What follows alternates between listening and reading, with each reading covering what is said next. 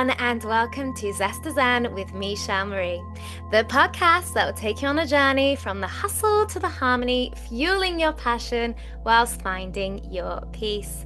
Today, I am super excited to welcome Robert Pruitt, known as Pruitt, a metaphysical guide, transformational facilitator, and narrative healer whose work has touched countless lives around the world. He's been featured on the Oprah Winfrey show, collaborated closely with long-term with Iyanla. Don't know what just happened. He's collaborated closely long-term with Iyanla Vanzant and worked as well as worked alongside numerous New York Times best-selling authors, and was the resident life coach on the Russ Parr Morning Show, reaching over 3.2 million listeners. Wow.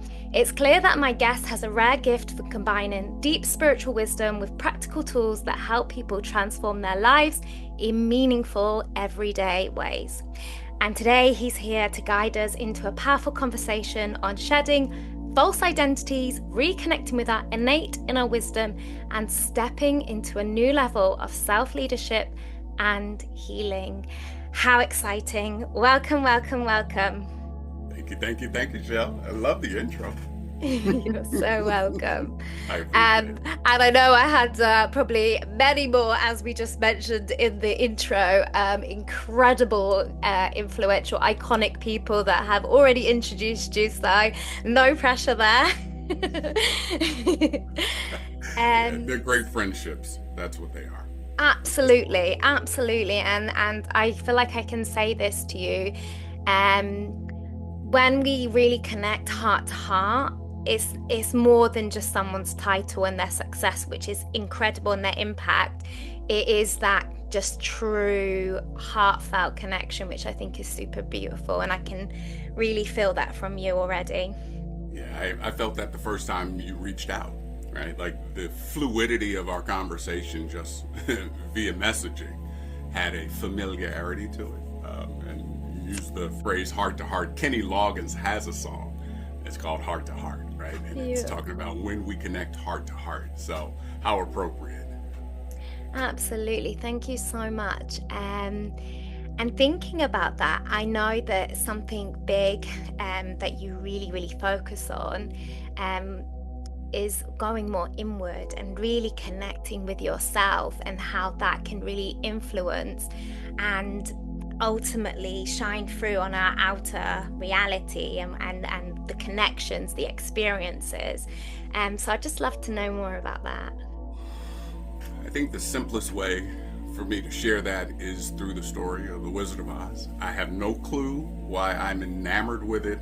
Not The Wiz, not Wicked, but the movie version, right? When I first saw it, and I was young when I saw it, and it was always about how cruel people were to Dorothy. That's how I held it, right? You know, and it's externalizing. Look at what they're doing to Dorothy. So much so that she ran away. Okay, she tried to run back because of love, but then look what happened. Tornado came, and now she's in this foreign place with all these foreign people, and she's got to get back home. And now the Wicked Witch is messing with her, and the Wizard of Oz isn't so wizardry, right? Like, you know, look at all the trauma. Translation, I give meaning to everything I see. So what I was saying was, look at me reflecting back to me. How I look at the world as something that does something to me, takes things from me, creates challenges and obstacles. And then I have to beg and plead in order to get back to what was normal and familiar. Then it shifted again, and it became, wow, Dorothy's meeting aspects of herself that she didn't know, didn't trust, didn't like, or denied. So the moments in Munchkinland where we find ourselves as diminutive and we devalue or shrink ourselves down to allow others to fill space, or the moments where we deny what we know to be true and we hide it, mask it so that we're palatable in the company of others. The moment where I recognize I am wicked and take ownership, well, let me rephrase that. Not that I am, but that I'm behaving in a way that is wicked, right? And recognizing, well, if I am behaving in a way that's wicked and I'm face to face with Glenda, then that must be my mirror reflection of what is true. The falsehood is the wickedness because it conceals the truth, which is the light, or in my case, the music, or the song, or the dance, right? I have the opportunity to journey with people, but with whom am I journeying? Well, for me, the Tin Man is that heart space. And he talks about being able to connect. If I only had a heart, am I following my passions? Am I listening to the thing that intuitively says yes or no because it recognizes what is for or associated with divine alignment? Scarecrow, what do I think? But more so, what is it that I know? Right? Because he receives a degree of thinkology. But if you listen to it, he is mixing mathematical equations. I've been there where I tried to look good and be right and be in control versus just knowing. Where he says, well, I don't know, but if you turn the hook, maybe I'll slide off the pole. Right? That was a moment where intuitively he knew how to get down off of his proverbial cross. So the inward journey for me connects with that movie, where I recognized it went from looking outside, the outer layer, to an inner layer with thoughts and feelings to the core, the truth of who I am and what I know. So what I offer to the world, quite frankly, Shel, is only what I ever have with my conversation with God. Everybody has a different name, and even if you don't believe in God, but you believe in principles, principles for me are just the words we have given to aspects of God or the supreme being or the most high or the infinite intelligence or the great I am. I'm not overly concerned with teaching anything. I just prefer to share. And through the sharing, if I can utilize gifts that nurture your journey, wonderful. Your journey is your responsibility. I can connect mine to the Wizard of Oz and find in any moment where I am. Wow. And it's just ironic that you just mentioned the Wizard of Oz because I had my own experience of that and it's so interesting. We go back and we revisit what we remembered of something and watch it again with completely new eyes. Yes. And I did the same. I remember this scared girl, and why is everyone unkind to her? And very surface level, very poor her victim mentality. And, thinking this wicked witch again. And then seeing it from a very different standpoint of actually, we all have choices. Everyone is only playing their divine part in the whole unfolding of it all. And yeah, I had my own massive realization, and even thinking from the perspective of the witch, because again, we think there's two, and even that is again all about our own perspective, our own understanding, our own mirror of it. And I just, wow, thank you. Really, what a powerful start already. Yeah, that's, again, the frameworks work for me, and that's one of them. So if I'm asked to speak or facilitate something, and if there's a moment where I go, well, how do I do this? I was asked a few years ago to speak to a middle school. No big deal. With respect to the audience. They said, we want to address the opioid crises in America, and you have 12 minutes.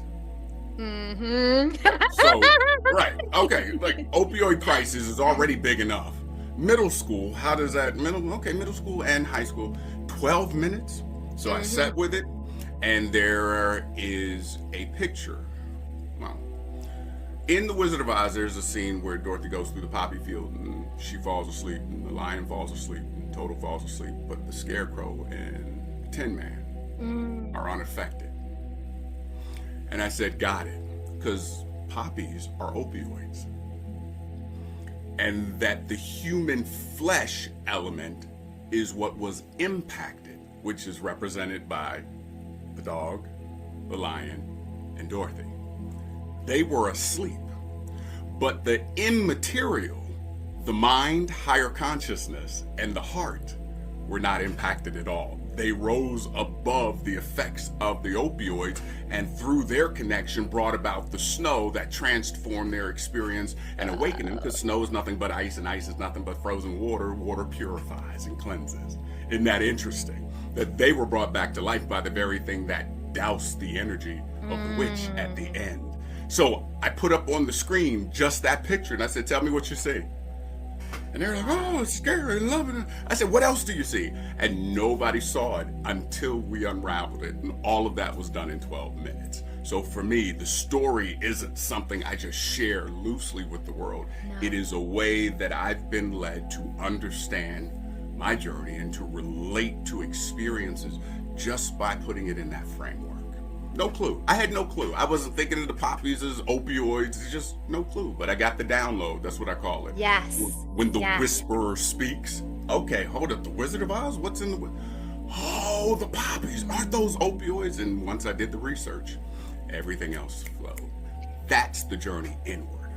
Absolutely. Does that make sense? Where it's not performative. It's presence. Yeah, so I don't do it for my wife. I don't do it for my children. I don't do it because I'm on here with you. You asked me a question for which I would not know you would ask. Yeah. So where did I go? Inside. Oh, look at what's coming up, because I embody that. So that's the beauty of it for me. That's for me, like the like what you've just mentioned is so powerful in itself, because going back to that self-trust, that really going back to self, and I'm getting better at this now, but at the first time where it was like, oh, I don't have to keep seeking outside of myself. I don't have to have this conversation with so many people. And yes, it's important to have these uplifting, flourishing, really highly motivating conversations, but essentially everything's our choice. And in you expressing that, even when it makes no sense, and this is the beauty, this is the even of course it's not going to come as like, oh, I see, because that in itself is controlled. Correct. Because it's controlling the whole outcome. And I can relate to exactly what you just said about the unfolding. And even though, okay, they might be 12 or, they're children, I did that for 12 to 13 years prior to this.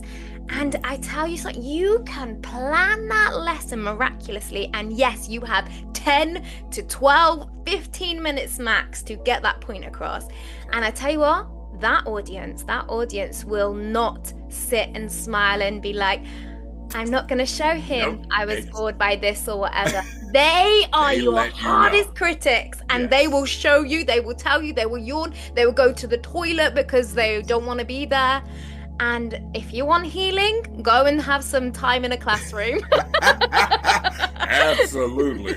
And God knows the classroom was where I said you could tell in elementary school, if you saw me sitting by the principal's office, it was probably Friday.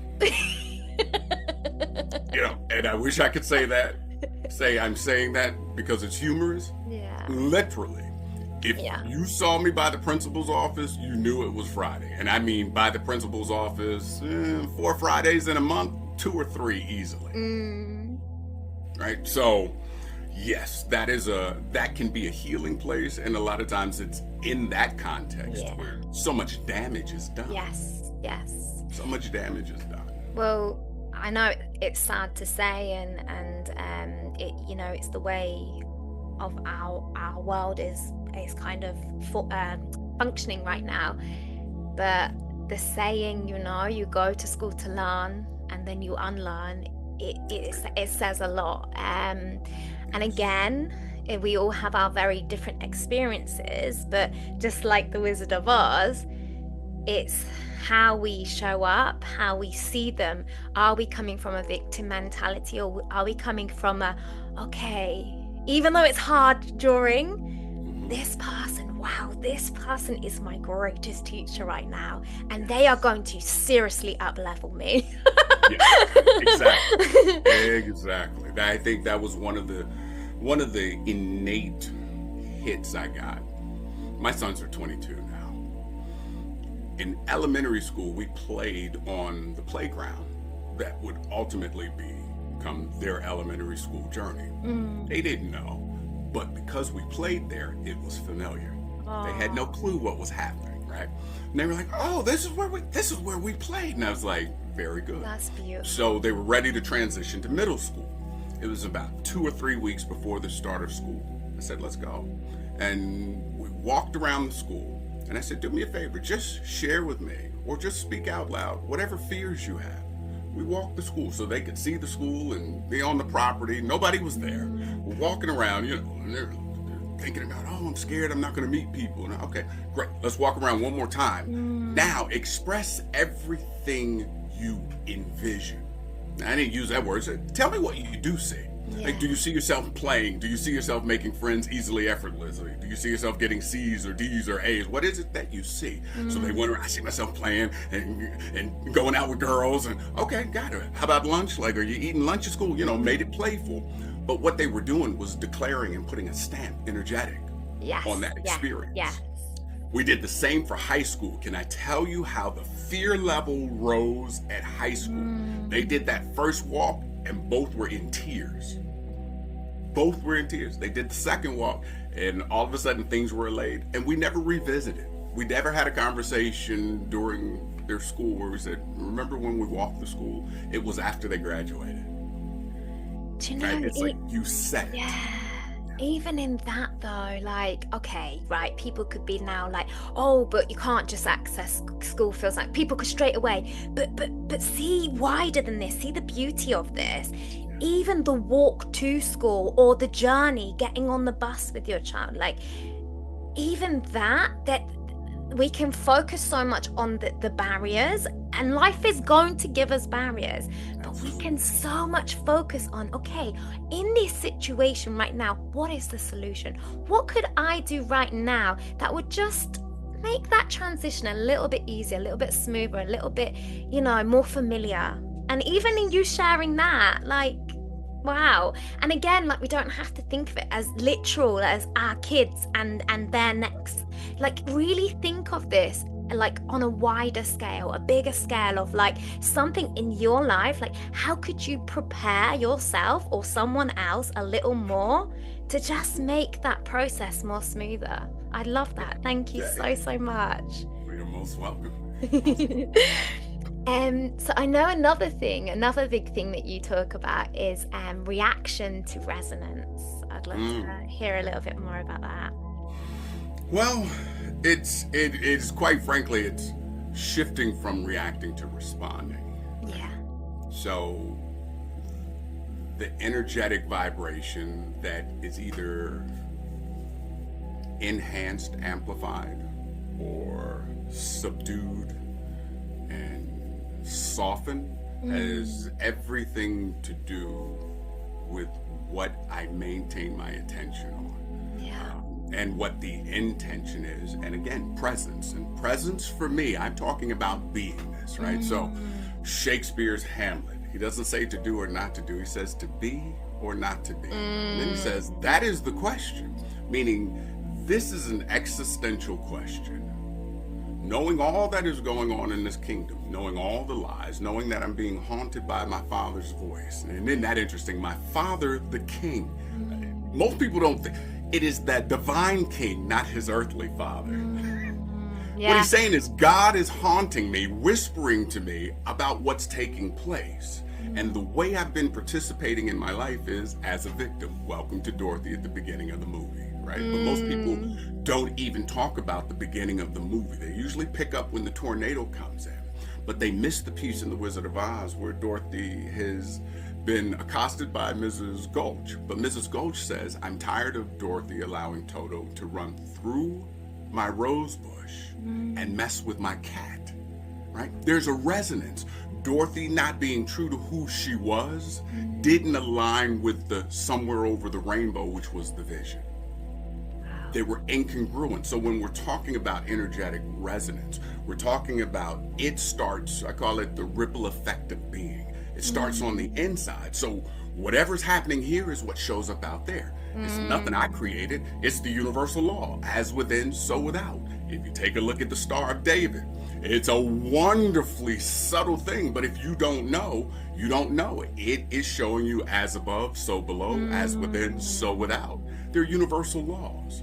It's what Moses went to the mountain for. Not a physical mountain, but mountain means high place. High place in spirituality and metaphysics means consciousness. Consciousness means beingness. So when we are at our highest, we resonate, vibrate at a very different frequency, which is why when we say I love you and it's unconditional, there's an energetic flow and bounce and stride. That's what happened when the boys walked to school, right? We're talking about resonance. They were up against their own ideology, belief systems about whether they'd fit in and whether they would be liked and whether they'd fare well, academically. There was a thought that did not align with the truth of who they are. Once they got clear, you know what? I don't have to go in knowing the answers. How about I just go in open and available? Well, open and available breeds more open and availability. Just like closed and withdrawn breeds more clothed and withdrawn. So the number of people that tell me, hey, Mr. P, I'm shy. I go, well, first, let me just offer something.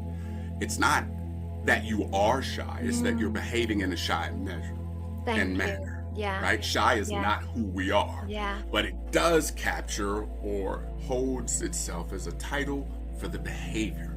Here's what I also know to be true. People that say I am shy, whether they shift how they own that or not, doesn't matter. They always say this, until you get to know me. That's incongruent resonance. You're espousing to the world I'm shy, which is a defensive posture, so you can sit behind a proverbial wall and judge and figure out how much you can trust what you see versus what you see. Right? Wow. So again, let's come back to reacting. Reacting is knee-jerk and historical. It's automatic. I don't have to think about it. Responding means that I'm present. And in that moment, I can stop, look, and choose. And then based on the available information, I can render a judgment. That reaction is cyclical, rooted in the past, oftentimes rooted in resistance. The ability to stop and be present and respond is spiraling. That's what promotes growth and expansion. So for me, that resonance has everything to do with, in this moment, am I going in circles or spiraling? And what I find interesting is, in a lot of psychological terms, they will say you're spiraling out of control. Right? It's like, okay, I don't have any heat on that, but then what would be its opposite? I'm spiraling through space and expanding? Because for me, the going in circles is an example of control. Yeah. Right? Because I am reacting to it, and it's from information I have, information that I collected in the past, not information I'm collecting in the moment. So the way I can control things is by doing what is familiar. What made sense before, I apply it now. What doesn't make sense is to go, let me stop, take a breath, in whatever way you understand that, and then connect to, well, how am I feeling? Well, right now, I'm feeling nervous. Okay, nervousness, what would you have me know? People talk about shadow work. Well, the shadow work is all the fear-based stuff that we've avoided and suppressed. Dorothy, at the beginning of the movie, she suppressed it, but then had this wonderful vision on her proverbial road to Damascus. I don't know that people get that, but she shifted from thinking to knowing. So that's why the very first person, not the munchkin, but once she begins that journey, is the thinker. But at the end, she awakens, which is knowing. And all of that came into play because it was interrupted by a vision. Resonance has everything to do with, do I start at my core? And I mean the core and the truth of who I am. And if I don't know what that is, am I open and available to ask those questions? And if I ask the question that just invites clarity, in this moment, I don't need to know who I'll be tomorrow. In this moment, on this moment with you, who am I? Open, available. If nothing else, receptive. If nothing else, I don't know who will be 10 minutes from now, because I may be called to be something different. So you go to Hamlet. Who am I being? Well, I've been closed off and aloof. I've allowed my mom to deceive me. I've allowed my uncle to deceive me, sleep with my mother, and take my rightful place on the throne. That doesn't work. There was incongruency between what he knew to be true and how he was showing up in the world. The minute he shifted, that's when everything aligned, and there was an amplification of his truth. Oh my goodness. Well, there's so much to unpick and unfold, but that's the whole thing. That's the whole message you just gave. No, there isn't so much to unpick and unfold because the gift is we are in the present moment. Allow it. Let's sit with it. Think about it. And one thing that really, really, really comes up so strong for me is the power of words. Because again, and this is such a game changer of I am. This is so powerful. No, you are not. You are not. That is something that is coming through you right now. That is a feeling. And I love how you address, okay, nervousness. Okay, anger. Okay, whatever. The I am is not you. Correct. Okay, this. What are you showing me? Why am I feeling this? Why am I feeling this? Right. And just really see it separate from yourself. And again, so powerful. Yeah, I am add a bit more. So no, you're not that. You're not that. You are right now in this moment. Okay, I am nervous, but if you get to know me more, no, well, you're not. We still know deep down that we are not that. But again, we have that almost highly charged emotion that's when our mind thinks, oh yeah, I am. No. And so powerful. I love this conversation. Wow. Mr. P, Mr. Pruitt, I love it. I love it, Shel.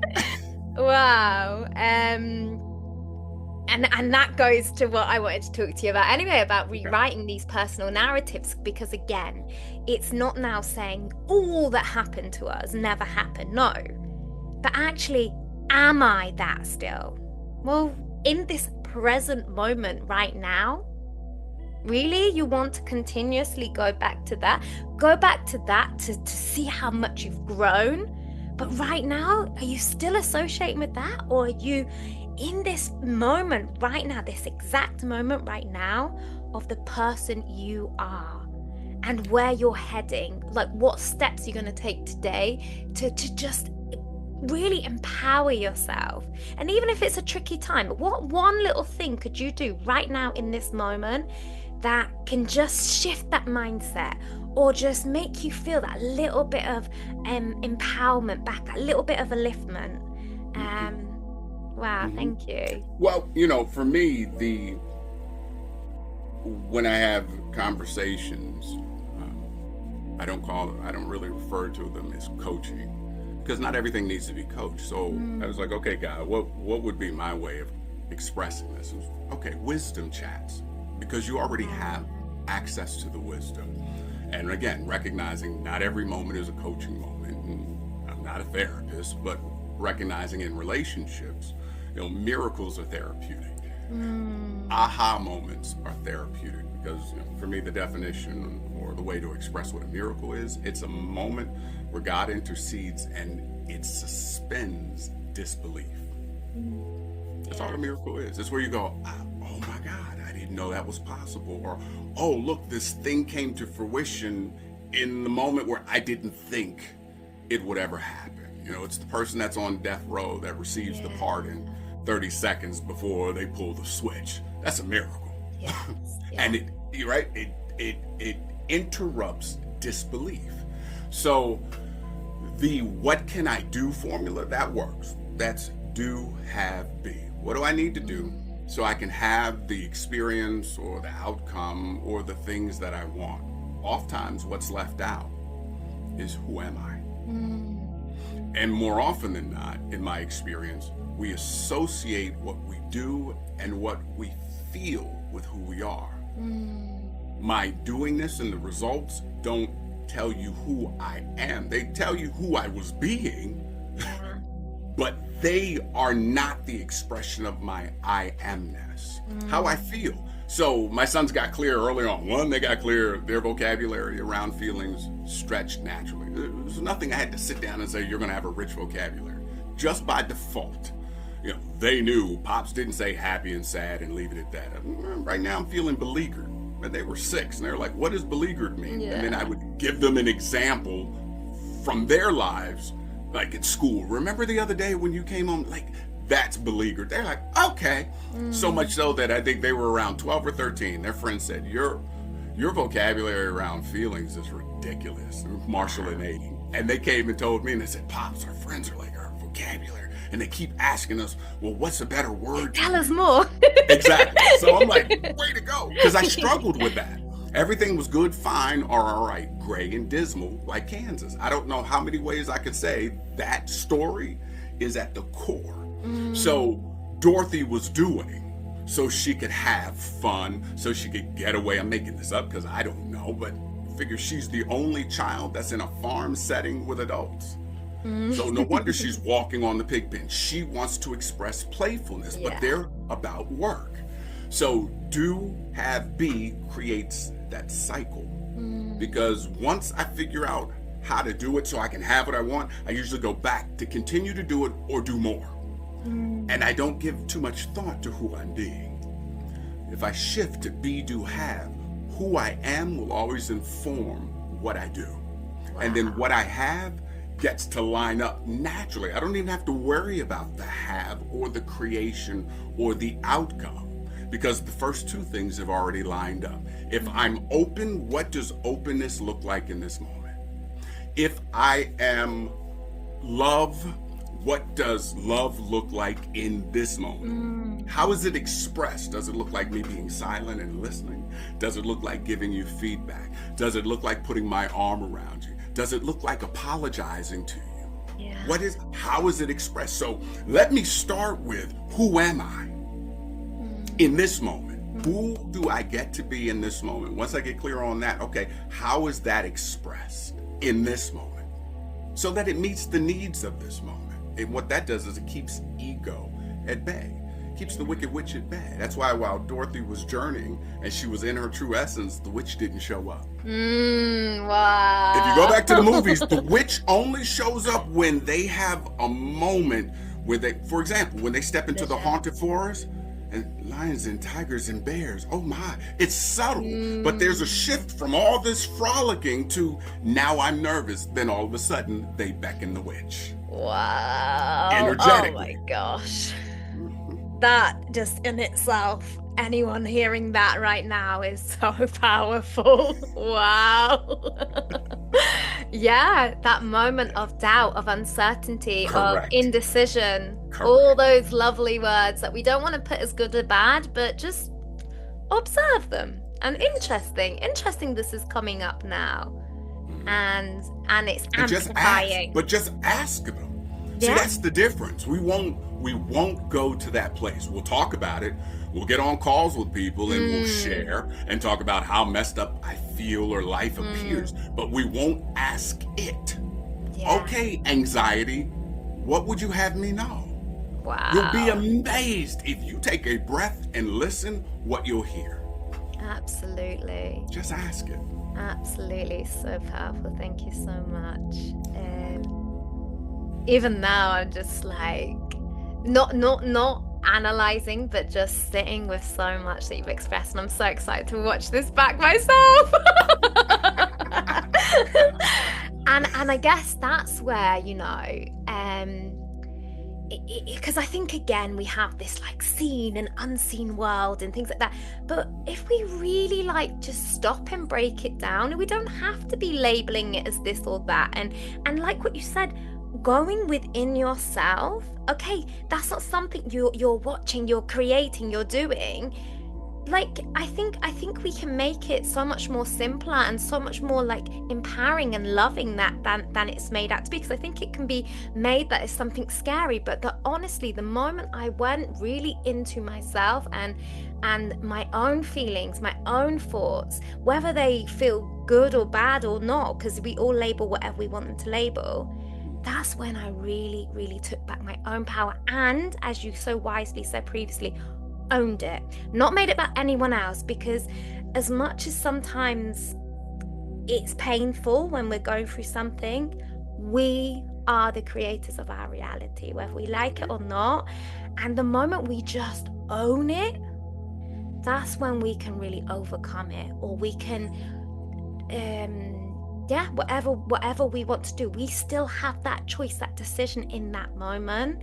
And if we play into, like what you so wisely said, of labeling it as, you know, scary or nervous or you know, rock bottom or this or that, then it just becomes that even more.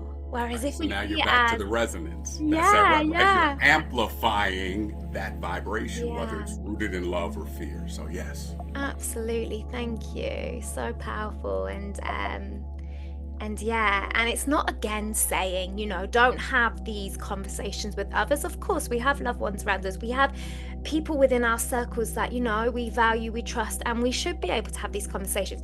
But for me, I always like to think, okay, am I in the thick of it right now? And I'm saying this in the most not uplifting, but the truest essence of myself way, or am I actually doing this from a place of wanting sympathy, wanting someone to solve it, to save me? And I think when we do that, and we really like can take ownership, then the conversation itself again is a so much different outcome. Yes. Yeah. I had an awareness moment probably about 2 years ago, and I turned to my wife and said, I got real clear. I've been chasing love. And she just looked, and I was like, yeah, okay, got it. Okay, very good. So I recognize in these moments, in these situations, it was an exploration of love externally. Got it. So I played in love, but I never really accepted, for me, God's love. And I don't mean in the traditional, for example, Christian sense where you give your life over to Jesus, because what it really is, it's giving yourself back to yourself. Yes, yeah. Right? So it's just going, I don't have to perform because I'm already loved. Yeah. I just never stopped long enough to get clear on that. So I was too busy doing to have, too busy doing to have love, too busy doing to have connection, too busy doing the things I think I needed. Okay, got it. It was a heartfelt moment. Tears flowed, and I said, all right, God, I got you. Okay, got it. Okay, there's nothing I need to do. And I can still have some rather messed up moments and experiences, but that has nothing to do with the level of love that's already gifted to me, through me, as me. That was a whole different place, which for me is why Dorothy awakens. She doesn't wake up from the dream state, as in she got knocked out. She woke up from the illusion of separation, which is why she said, and you were there, and you were there. She's talking about wholeness. All of the pieces were there. Yes. So when all the pieces are there and come together, it's wholeness, oneness. That's what forgiveness is. It is a remembrance of the truth of who we are. It brings us back to center. So, wow. I think that's super powerful what you said, because I think often we hear these stories of, like, you know, when we're single, or, you know, our relationships, the whole spiritual awakening thing of, you know, the relationships now aren't aligned with this version that I've become and what I've realized and I'm woken up to. And I think we always think that that's the time we have to learn to love ourselves, when we literally have no one and nothing, you know, it's that whole thing again. So I really, really love that you mentioned that, you know, you've got your wife around you, you've got your children, you've got your, you know, your community, and you still experienced it in that moment. And I think that's super powerful, because I think there's again this notion that it's when we have, you know, we feel like we're literally at rock bottom and everyone's gone, or this has happened, and why. But no, you can, in that moment of still having that incredible wife around you, having those beautiful connections and relationships, and still being like, okay. Here's an awareness. Yeah. It you know, it led to the second clarifying moment that followed that. And I went to her, and I went to my sons, and I said, I apologize for attempting to love you from fear. It's like, Wow. yeah, well, they looked at me So like, many shivers from that. right? Yeah. But that's what's true and clear for me. Yeah. And so, okay, I get to share this. I was trying to love y'all from fear. Oh my God, I apologize for that. Wow. It makes total sense why these were the areas that were messed up. They're learning and teachable moments, but this result that was less than desirable, it's because fear was present and I was trying to do what I could from fear. You talked about resonance, and I said from the inside out as within. So if the fear is what is happening internally, and that's what I'm giving my attention to, then all I'm doing is birthing more of it. Absolutely. Right? And so to have those moments, I was like, thank you, God. And there wasn't anything to revisit. I didn't have to explain past that. Matter of fact, when we are operating from truth, it's clear. Yeah. People get it beyond their ability to think about it. And more often than not, they don't even need to analyze it. My sons didn't need to analyze it. We're talking just in that part came in the last year. Wow. Where I was like, oh my God. Like, amazing. No wonder. Absolutely no wonder. Now, they didn't tell me what to do next. Of course. It just gave me hello. Exactly. Like, can I get some steps, please? Yeah. But again, if you go back to The Wizard of Oz, we journey with Dorothy. We don't know what's next. The first time we journey, we have no clue what's next. No clue. Absolutely. And obviously, I don't know your exact experience, but just reading through it, I think the word fear again has such a fear, and I can imagine in those moments it was lots of acts of love and kindness and service that actually was masked as fear, because I think again we assume that it's going to be like an anxious action, but actually even in those moments of creating situations, scenarios, going out of your way, which is still beautiful things, it's all part of the human experience. But I love that you if I'm right in thinking this, that you started to realize the underlining theme was fear. I see. Yeah, no, I always knew that. I knew it intellectually. Wow. That part I could tell you for years. Oh no, fear is present and it shows up in this way, and fear shows up as anxiety, or fear shows up as doubt, or fear shows up as feeling beleaguered, fear shows up as hesitation, I could tell you all of that because that's where I was in my journey. It's like Dorothy could tell you where she was in her journey, but she couldn't tell you at any other point until the end that she had awakened. Why? Because she was given a couple of essential things. She was given a rock bottom moment where all of her doing this to the best of her ability still did not get her home. Number two, it required that she open up to something greater than herself, which was the whispering of the good witch. What does the good witch whisper? An intention that we would call a mantra. There's no place like home. Yeah. Repeat that while clicking your heels. So she went to a space that was brand new because she was in a place where there was, for me, a realization that nothing I've done has created the desired result. But I'm hearing and trusting something that makes no sense to me.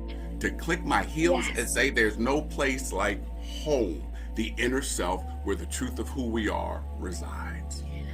And she awakens. And what a 360 to go back to what you expressed at the beginning of just even with the talk, you just knew what you needed to show, to discuss, but not the understanding of necessarily the outcome of or the why.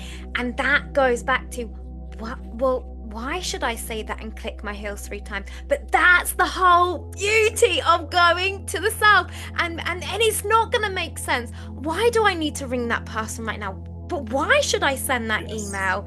It makes no logical sense most of the time. Why should I go for a walk to that place that I don't know why? But there is a reason. My gosh. Yes, there's a reason. I've had that in small. There was one story I would tell, and it because it happened. I'll never forget. There was a day, and this is like over 20 years ago. It was a sunny morning. I was heading out to do something work related, and I never forget, I walked past the umbrella on the table. Yeah. And again, God's voice, I call it now the whisperer. That's where I am in my life. And God was like, let's just give you a unique connection to me, the whisperer. Beautiful. And it whispered, take the umbrella. And I'll never forget, I opened the door, I was like, it's sunny, and I'm having a conversation, an argument. That's how I know I'm not grounded. Because somebody said, well, how do you know when you're at peace, Pruitt? And I was like, because I don't notice my self-talk. Yes, no conflicting. When I'm at peace, right, there's no competing thought. So the reason there was disharmony and incongruent resonance is because what I was hearing and doing weren't in alignment. I can go, it's sunny, no big deal. Can I tell you, I got in the car in sheer arrogance, driving, telling God, like, somehow this one you got incorrect. It's beam. Sorry. Sunny. Shel, sunny. Sun. It's 8 o'clock, it's sunny. 10 o'clock, it's sunny. Noontime, God. And you're saying a little, attitude. I got this one right. I got God on this one. I don't know what God you messed up. Like, you blinked and I stepped in. Can I tell you, Shel, I went to a meeting, came out the meeting, and it was raining. And all I heard was the umbrella was for now. Yes. And that's... I said, okay, got it. Got it. So how many times have I moved through life where I didn't honor the whisper? That still happens. I honor it with greater frequency because that's what awakening does naturally. Absolutely. It naturally inspires a desire to experience more of joy, more of euphoria, more of settledness, more of feeling grounded. You don't have to ask for it because it is our natural birthplace, despite external experiences. So I was diagnosed with colorectal cancer at 17. There would be a reason for me to feel shell-shocked. Parents' divorce, my own divorce. I experienced being sexually molested twice. Like, there have been enough egregious things that would have me see the world as gray and dismal. And have me act out because there are places in my life, where there was a stunted growth or less than a full maturation of a skill. Right? Makes sense? But I danced past it because I was too busy doing to have whatever would avoid discomfort, have whatever would avoid displeasure, have whatever would avoid me not having fun, which is why I was at the principal's office every Friday. Look, I went through Monday through Thursday. I did the best I could to stay still. It's Friday. All bets are off, right? But that's the same energetic me that shows up today. It's the same energetic me that shows up when I'm providing a keynote or I'm having conversations. There is no turn on, turn off switch for me. No. There is, who am I called to be in this moment? And because I love having conversations, because I don't need anybody watching to get any place. I don't need anybody to call me. I don't need anybody to hire me. We're having a moment in time where what we're saying is we're utilizing our two gifts in a way that offers something for someone's journey. Absolutely. Okay, well, let this be a breadcrumb moment, and I'm happy to be a crumb in somebody's journey, and we keep it moving. Because at that place, you want for no thing. And I know sometimes we should leave things for people to unfold themselves, but I don't know why, but I feel like this is really important to mention. Please. And the umbrella thing, like, really think bigger and wider than this. And this is what I've noticed. In the moments leading up to those huge, big, transformational things that come into your life, you're going to be asked to take the brolly. You're going to be asked to open that door, to go to that place with sometimes no intention. Actually, it might not have even rained that day if you took the umbrella. But the fact is, can I trust you with the small things? Because if I can trust you with the small things, just wait for the big things that are coming. Yes. Because that's the development of which I spoke. Absolutely. in that spiritual immaturity. Just forget the cognitive dissonance, forget whatever developmental things that we would talk about in psychological terms. I'm talking about the recognition that I'm choosing to be disobedient. Exactly. Thank you so much. There's no other way to say it. That Dorothy was disobedient at the beginning of the movie. But that's the piece that we oftentimes do not remember or don't even know it's there. And I'm like, it's the opening scene. Yeah. So where did you catch the story? It lets you know where you are in your own journey. And the fact that she goes over the rainbow, it's the chakras. Like, if you don't get that, the gray and dismal is a representation of the earth. So that's the root chakra. Oh yeah. I'm just seeing now through this conversation the watch count going up so big on the Wizard of Oz. Like, literally, hold on a second, I'm gonna go back and watch that. What?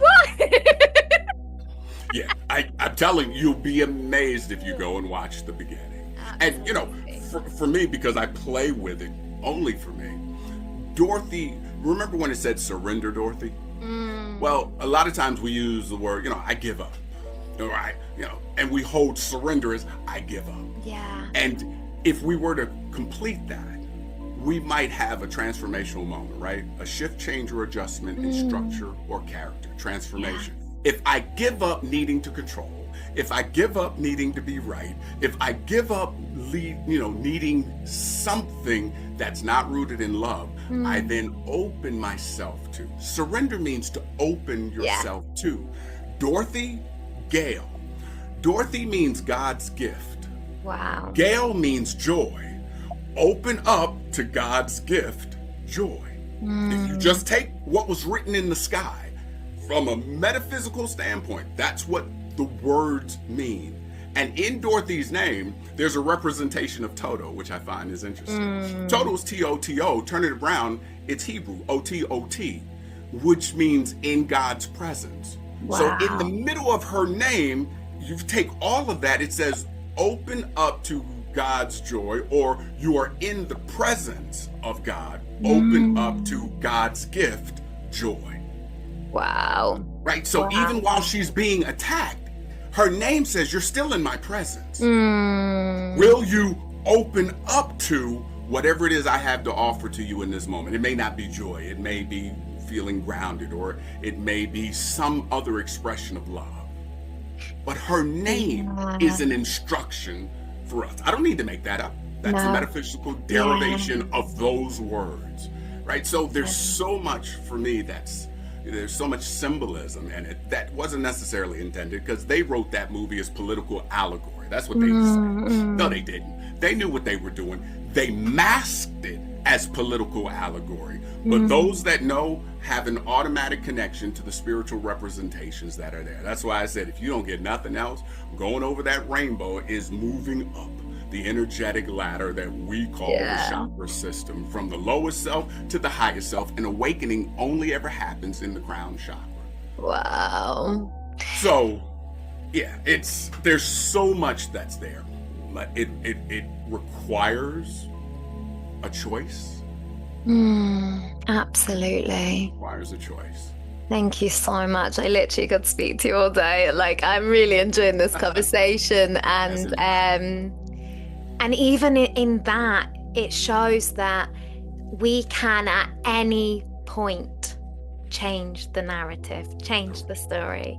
And it's us often that holds on to that choice we made, that outcome. And I think, again, going back to the gift of the present, which is ironic, the present moment, can you forgive yourself and just be in this moment right now and find a solution or something you can do right now that's just going to change the projection or the outcome of your life? Because we always have the chance to restart, not even restart, because again, everything is such a beautiful wisdom, learning, teaching up until that point. So there's I believe, even though sometimes we don't see it, there's a blessing in absolutely everything. And a lesson.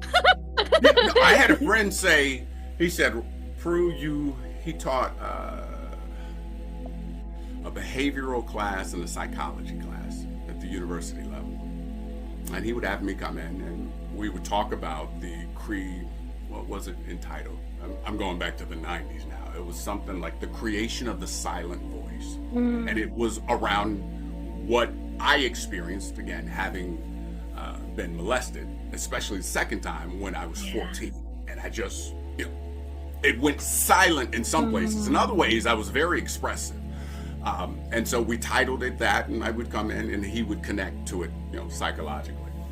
And one day we were riding home and I was so pissed at him because what he said to me broke through in a way that was unexpected. He said, I am waiting for the day when you find the gift in that story.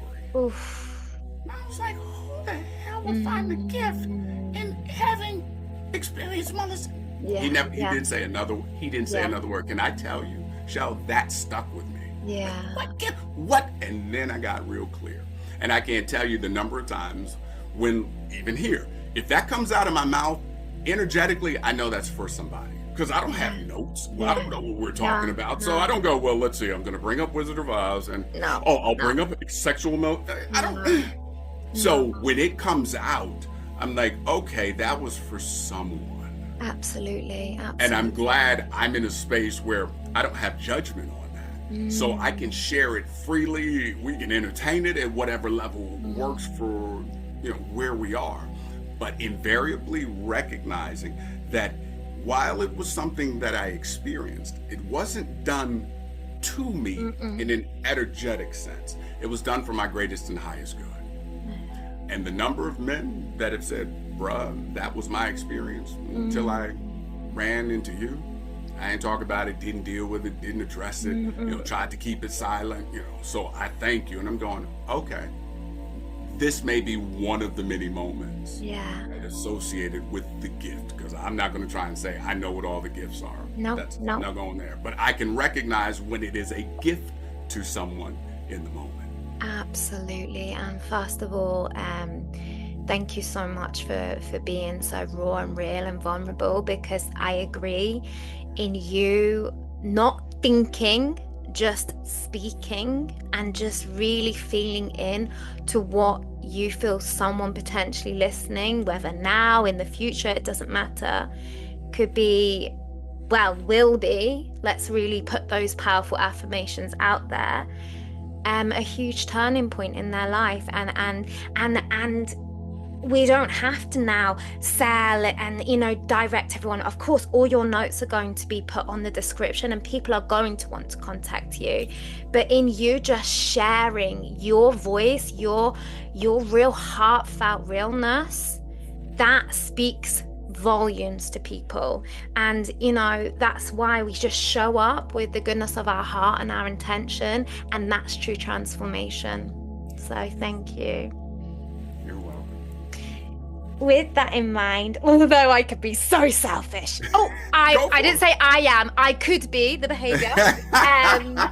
I really want to be conscious of your time, and I already know I've been so blessed with so much of your incredible wisdom and knowledge already, and so have the viewers. But just before you go, even though it's sad that you're gonna go, if there was something someone, and you've already shared so much already, but if there was something someone listening right now would really benefit from hearing, what would you tell them? Well, I had a therapist after my first divorce. And I had 2 different therapists. I couldn't tell you everything that we talked about or did, but the 2 things that resonate. The first therapist said, you don't know how to be comfortable in silence. So learning to be comfortable in silence. Yeah. And then the second therapist said, be gentle with yourself. Oh, yeah. So my invitation is allow yourself to be silent, even if it's just for a couple of seconds, because that would be an expression of gentleness. And so beautifully hand in hand, because in not wanting that stillness, that silence, you're being unkind to yourself. Right. So, Your own wow. wicked witch. Yeah. Yes. What a pleasure. Words can't even express how much gratitude I feel in my heart right now for this conversation with you. And I'm so excited for everyone who gets to witness you and your voice, and even more that you've created. And may you always be blessed with just so much more abundance in your life and prosperity and all the great things that you deserve. Thank you. It has been an absolute joy, and I thank you for extending the invitation because, again, it was so open and welcoming that it just felt natural to say yes. So Thank you. this for me is a wonderful way to spend time. Thank you for the gift you are. Thank you for showing up as a voice for those that may not exercise their voice. Thank you for creating a space that allows people to share perspectives and energetic forms of their gift. Thank you for what feels like a very natural and authentic energy.